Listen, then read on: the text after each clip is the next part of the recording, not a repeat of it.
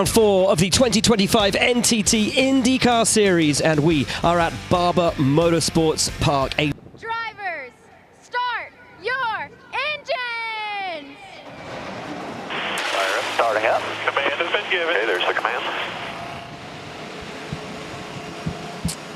And as engines are fired up, we're getting ready to roll here at Barber Motorsports Park. We roll to green, and in Alabama, we are racing. A great start from the pole sitter, Alex Palou, with the immediate advantage coming down into turn 1. McLaughlin has a look, but thinks better of it. Not much of a break zone in turn 1. They're going to be 2 and 3 wide through turn 3 of many different lanes. Look on the outside. That's one of the Meyer Shang machines getting around Joseph Newgarden. Everybody playing nice, but what happens when we've got to hit the brakes for the first time in 5? 3 McLaren teammates starting nose to tail. They fan out with Pato Award trying to catch up to the 2 of Nolan Siegel and Christian Lundgaard. The 3 orange cars, papaya cars going forward. Lundgaard and Siegel almost making contact. Siegel will have the inside line and has the advantage coming down the hill through the quick chicane. I think there was some contact at the back just at the start there. One of the Premas looking very squirrely through those corners, but it's Alex Palou who has the immediate advantage over Scott McLaughlin. Colton Herter, Will Power, no change on the top 2 rows as everybody wiggles around through the fast sweepers. Important for Scott McLaughlin, for the entire Penske enterprise, as the McLarens are going wheel to wheel, and Lundgaard wants to take advantage over his teammate, gets the move done into turn 1, and Siegel drops 1 place. But I like the elbows out driving there from Siegel. He's not making it easy on his teammates. He's proven that he wants to step up, stand up in that seat, and prove that he belongs in that position. Keeping right on the back of Lundgaard now. Award chasing him down as there goes Rasmussen on the inside of Newgarden. That's the softs to the hards. You see the red sidewall. Oh, look at trying to come back on the outside. That red sidewalled Firestone, that's the softer rubber. Goes to the inside, locks the rear axle just a little bit. Newgarden over-unders and has the advantage and leaves Rasmussen with no room at the exit. Look, it's hard racing. That's what you kind of expect here at Barber. We've seen a lot of this coming off of turn 5. Drivers just opening their... It's your pole sitter, Alex Palou, pulling out a sizable margin over Scott McLaughlin. 2.9 seconds now, his lead. But it's behind that where things have been absolutely fascinating. Alexander Rossi making up a ton of places to sit 9th. Carl Kirkwood making up 4 places. Our 2nd place driver in the championship, he's up to 14th, but losing positions. Joseph Newgarden, guys, down to 15th place. Scott Dixon and Marcus Ericsson, both multi-time IndyCar race winners, are dead last in this field right now. Maybe that's because they are trying to go much farther and only make this race on 2 stops, but that is not what Marcus Ericsson is doing. He pits, gets the harder black tire off, the softer reds go on. And it looked like there was a lot of grass all over those tires that he just took off. I'm wondering if he's run off the track. Would look like it. Sometimes that's on a pit in too, shortcutting the grass a little bit, trying to shave a few hundredths of a second. Okay, but look, this isn't terrible either. Now Ericsson has brand new soft tires. He has nothing but clean air in front of him. He can rip out a ton of fast laps here and still only try to do 2 more stops. I know it makes it a 3, but a yellow brings him in. He's already satisfied the tire rule. You have to run at least 2 laps on each type of tire. The primary, definitely the dislike tire, the alternate, the red sidewall, that's the preferred tire. So he's got the hard part out of the way now. He can just run on reds all day. What McLaughlin and the 3 team gonna do is they come in pit lane. What kind of changes can they make? This guy's won the last 2 races here, and he's getting smoked right now by Palou on pace. Georgia, Scotty Mack coming to you. Yeah, Scotty Mack, of course, going for 3 in a row here at Barber Motorsports Park. He started on used res. The team has Firestone Blacks, brand new, going on the number 3 car. He's been complaining a little bit about the rear, but so far so good for Scotty Mack. He's going to try to make up ground on Alex Palou. So from soft to hard for Scott McLaughlin, that could be a key tactical consideration.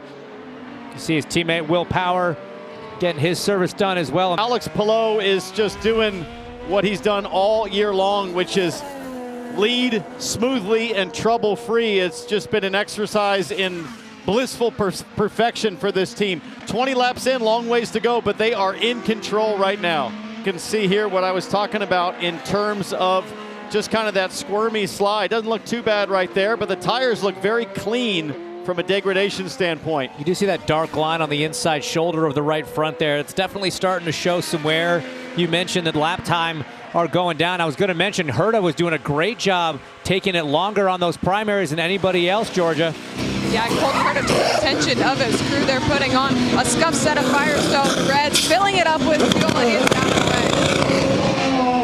way. Slight fire on the left rear brake as well. Show you just how hard it's having a push. So big stop for the ECR crew. Another set of those sticker reds going on the number 20 clean and away. And not choose another set of reds. He will be going to scuffed black tires. And you saw the slide a little bit earlier. They're also going to take a turn and a half of wing out of Alex Pallou's car. So far, so good through the beginning. Then you saw that slide. It got a little bit loose. They're going to make a slight adjustment, and he's down and away.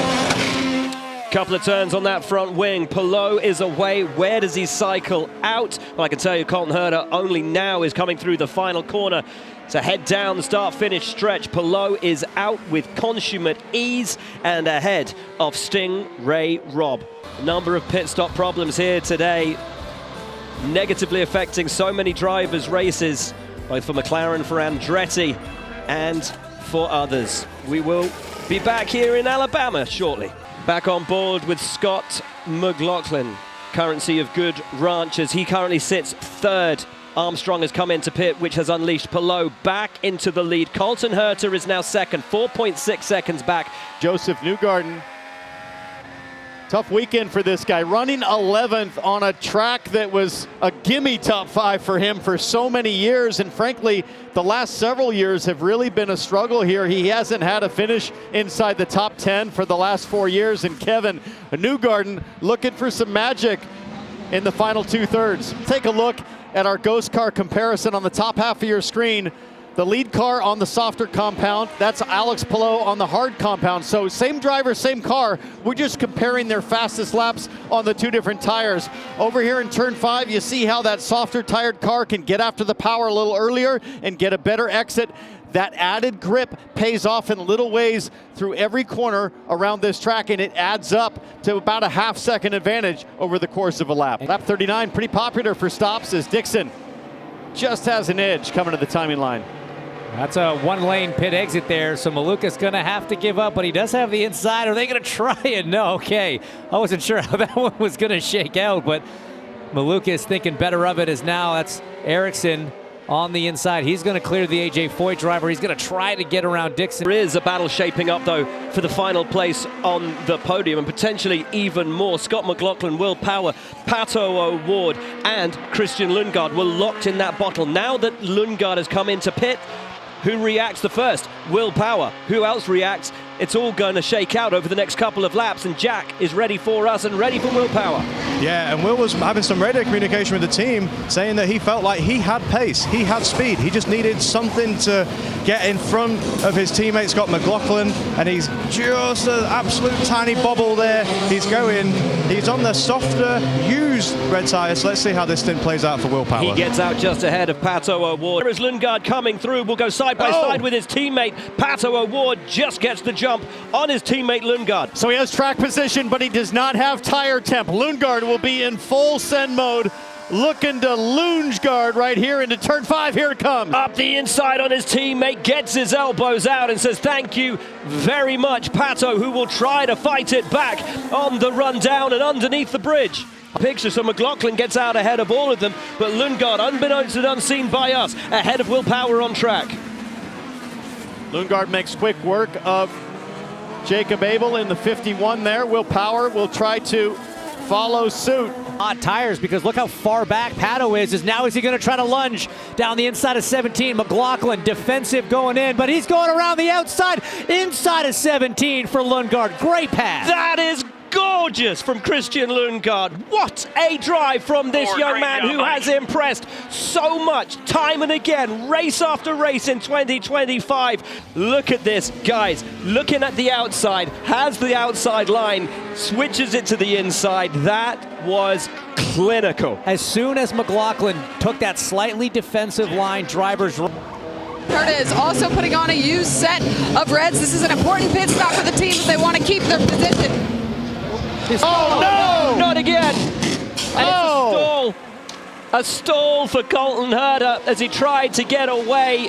I tell you, if he didn't have bad luck, he'd have no luck at all. There goes Lundgaard, there goes McLaughlin, here comes Will Power, there's Pato Award. Colton Herta lost 3 positions there, maybe 4. And another. Oh, man. Oh, my goodness. Kiss the podium goodbye, but now it's VK on cold tires defending against Power. He's so good around here. Both of these drivers so good around here. Renus elbows out, not letting Power get the jump. And here comes Pato Award up on the inside of Will Power. It's a fight between the 3 of them, and VK hanging on the cold tires. Best thing that could have happened to Renus VK was Pato Award getting the gloves out and going to battle with Will Power right there. It gave VK some critical breathing room. VK almost lost it. Wow. Sideways as Palou comes in. Alex Palou, you see in the top screen there. Beautiful, perfect stop from him. Did you see how sideways? VK, the rears were absolutely on fire. He is going for it. Mirrors full of the Penske as Pato Award gets a little sideways and a little squirrely too. It is getting exciting and frantic here in Alabama, and somehow VK still holds on. Can't get the fuel unplugged for Armstrong. He lost about 4 or 5 seconds as the fueler was stuck. Watch for the blend. Alexander Rossi is probably who we're looking for in terms of, and he goes flying by, so that's a big penalty for the 66 with the fuel probe. And he now has Santino Ferrucci up the inside. Wonderful move from Ferrucci, who's really been taking it to Colton Herta, who has looked at 6s and 7s since he came out of the pits, having had that terrible pit stop that once again dropped him down the order. He's been passed first by Alexander Rossi and now does have Ferrucci all over the back of him. Look at the fueler here. He's pulling. He cannot get the probe released. And finally, it comes free. And that probably cost Armstrong 3 or 4 spots. It's a lot like Colton Herta. While we were in break, we very nearly had our first caution, believe it or not. Off went Louis Foster, skidding through the gravel and the grass, then crept along by the side of the track and just kept it going. The Prema doing well to get out of his way.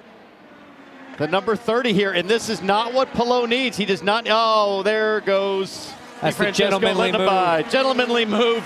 You jinxed it, man. Not what we wanted in the booth, though. You jinxed it. No, that was gentlemanly move there from Dev. At the same point, though, I mean, there's still a lot of racing to go. A yellow could come out. You're not going to want to be on the losing end of that. And you see that that stat in this race. Alex Palou clicked over 1,000 laps led in his IndyCar career. Wow. Which is so impressive. Kev, a busy pit lane right now. And race leader in. So we'll see a lot of people come down pit lane at this time, along with Scott McLaughlin, and Alex Palou is down there as well. And in front of me, we see Christian Lundgaard going to a sticker set of softs. Georgia. Alex Palou also going to a sticker set of softs. They are so calm, cool, and collected. Every bit of this team perfect right now. That looked like a Tuesday afternoon at the race shop practice. The number 10 team executing flawlessly, as they have all season. So now let's pay attention to these overcuts as we see the Verizon car of Will Power come in. Nice clean away there, but guys like McLaughlin, VK, Rossi, Herta staying out, trying to get a little bit of track position on that overcut Where strategy. does Will Power end up with Pato Award? Here comes Power. Where's Award? There he comes into turn 1 on hot tires, but he's got traffic with Louis Foster. On the 18 of Renus VK. He said did it once before. He's got a bit wide. That's going to open the door for Power on the back straight. Down into turn 8. It's a drag race. But Power's going to have to go the long way round. Gets tucked up underneath him. If he's going to try a pass here, it will have to be bold, but he won't because he knows that he can't. He'll try a little later in the lap as they come down the hill and now into the blind sweepers uphill. Perfect job from Renus VK in the museum corner. He hit his marks. This is where he got mad sideways on the hard compound, but there you see the difference. The softer Firestone hanging on. Renus VK delivering under pressure on this outlap. And Alex Palou is showing no sign of slowing down. But it's another Alex Rossi that's leading the race right now, yet to do his last stop. This has been a great run for Rossi and ECR. I spoke to him after warm-up. He said, look, the car wasn't great, but we know why. Something was wrong. confident in his race car coming in. He's leading right now. He was running 7th on merit before this cycle stopped, and we see him now in pit lane. This is going to be important. The only driver left to not have run the black sidewalled, harder compound Firestone tires, and he comes into the pits now to take that final set. And VK now 22 seconds off race leader Alex Palou, still about that 7 seconds behind Scott McLaughlin. This is a real problem for Christian Lundgaard right now. He needs to clear these cars because this is going to allow Scott McLaughlin to maybe threaten Lundgaard for second place in the closing stages. The gap right now, just under 4 seconds. And on the last lap, Scott McLaughlin at 1 minute 10.5. Lundgaard was in 11.8. That's 1.3 seconds over 1 lap. He's got to make this move soon.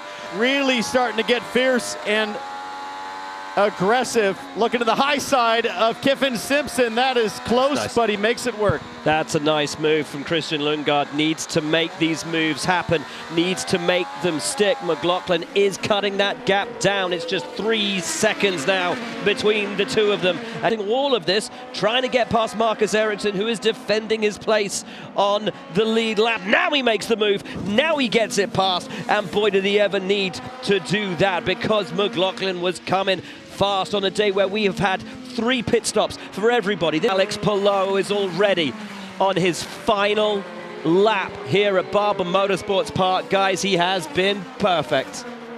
Again, as he does, James, race after race, and Chip told us at the second race of this season, watch out, he's only getting better. And where we think he found improvement, outright 1 lap pace, just dominant this weekend. I didn't believe him, but I mean, it's hard to deny what's happening here, coming to 3 wins in 4 races. Unreal. As he comes to the Advanced Auto Parts checkered flag on the track where he won his first IndyCar race in his very first race with Chip Ganassi Racing, and wrote the first chapter of a book that has come to define the modern era of IndyCar. Mr. Perfect, Alex Palou, will do it again. Untouchable, undeniable, inevitable. It's going to be 3 wins from the opening 4 races for Alex Palou. Yes! Let's go, boys! Woo-hoo! Yes! Oh, man. You guys are the best. What a car. And it's not over yet. There is VK tucked up behind Scott McLaughlin in the red and white car ahead of him. He has one final chance. I don't think he's quite gonna get there, but a 4th place for VK behind McLaughlin and Lundgaard. That is your podium. Palou, Lundgaard, McLaughlin. But VK, Renus VK, for Dale Coyne with a 4th place. What an astonishing drive. Once he was gone, and he ran away and hid. A brilliant drive from Alex Palou. Let's also talk about Christian Lundgaard, guys. Another podium for McLaren. What a sensational start to his career with that team. Terrific job. He's doing exactly what was expected, what was hoped of him when he was signed to the McLaren organization. And like Palou, Lundgaard, I think, will only get better. Palou then into victory lane to celebrate with his team. We will hear the cheers, we will hear the celebrations, and we will see if he maintains the leg slap that he did in thermal, and said that he might consider keeping it if he won again.